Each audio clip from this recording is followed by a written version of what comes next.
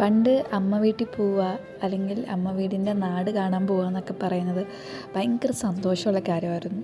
പക്ഷേ എന്താണെന്നറിയില്ല, അമ്മച്ചിയുടെയും അപ്പച്ചൻ്റെയൊക്കെ മരണത്തിന് ശേഷം ഇപ്പം അമ്മ വീടെന്നതിന് പകരം അമ്മയുടെ ആങ്ങളയുടെ, അതായത് എൻ്റെ അമ്മയുടെ ഞങ്ങളുടെ അമ്മാവൻ്റെ വീട് എന്നായിട്ട് ഇപ്പോൾ ആ വീട് മാറിയേക്കാണ്.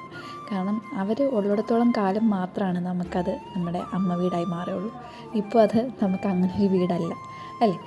അപ്പോൾ ശരിക്കും പറഞ്ഞാൽ ഇപ്പോൾ അങ്ങനെയൊക്കെയുള്ള യാത്ര പോകുമ്പോൾ നല്ല സങ്കടമാണ്.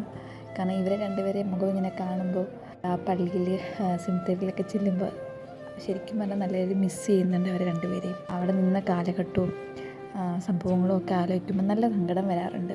അതുപോലെ ഈ നാടും ഭയങ്കര ഒരു നൊസ്റ്റാൾജിക് ആയിട്ടുള്ളൊരു നാടാണ്. ഭയങ്കര പ്രകൃതിരമണീയമായ ഒരു സ്ഥലമാണ് കേട്ടോ ഞങ്ങളുടെ സ്ഥലം.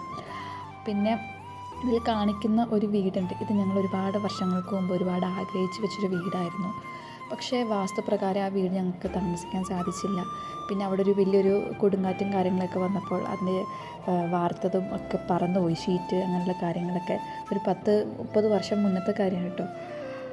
അപ്പോൾ ഇതൊക്കെ ഭയങ്കര നൊസ്റ്റാൾജി തരുന്നുണ്ട്. ഈ സ്ഥലത്ത് പോകാനായിട്ട് ഭയങ്കര ഒരു ഓർമ്മയുള്ള ഒരു സ്ഥലമായിട്ടാണ് കാണുന്നത്.